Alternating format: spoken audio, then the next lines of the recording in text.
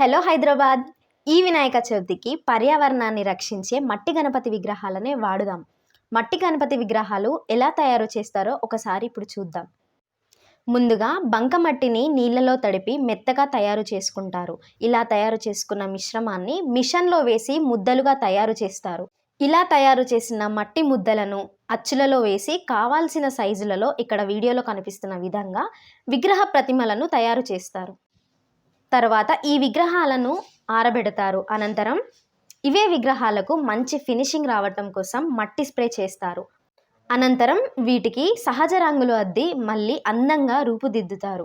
ఈ విగ్రహాల తయారీ సంస్థ అయిన Shivamanju clay idols traders and manufacturers అధినేత రాజేష్ కుమార్ గారి ద్వారా మరింత సమాచారం తెలుసుకుందాం. 4 ఇంచెస్ పడుతుంది. ఈ సైజు 6 ఇంచెస్. ఇవి వచ్చేసి మనకు 8 ఇంచెస్ మోడల్స్. ఇవన్నీ 8 ఇంచెస్లో ఉంటాయి. అండ్ నెక్స్ట్ ఇవి వచ్చేసి అన్ని 16 ఇంచెస్ మోడల్స్. దీంట్లో ఈ ఇయర్ ఈ మోడల్స్ కొత్తగా వచ్చాయి, లైక్ బ్యాక్గ్రౌండ్లో. And this all are from 14 inches. ఇవన్నీ 8 ఇంచెస్.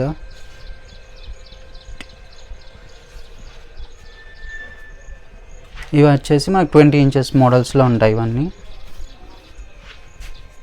మట్టి గణపతి విగ్రహాలని ప్రతిష్ఠిద్దాం. సాంప్రదాయకంగా వినాయక చవితి వేడుకలు జరుపుకుందాం. పర్యావరణాన్ని కాపాడుదాం.